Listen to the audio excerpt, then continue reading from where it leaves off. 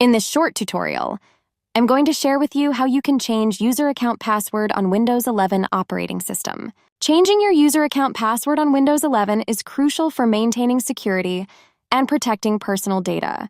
Regularly updating your password helps safeguard against unauthorized access, especially if your old password has been compromised through hacks or data breaches. On your desktop, simply head to the search bar. Search for Control Panel. Let me make it a little bit wider. On this page, on View By, make sure to select on Category, on User Accounts.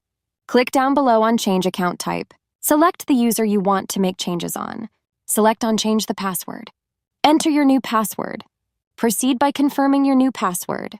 You will then enter a password hint which helps in case you forget your password. Tap on Change Password and it will get changed successfully. By frequently changing your password, you strengthen your defense against potential cyber threats and maintain the integrity of your user account. That's how easy it is to change user password of account on Windows 11. If you have any questions, just let me know in the comments section down below. Please don't forget to leave a like, share and subscribe for more informative tutorials like this one.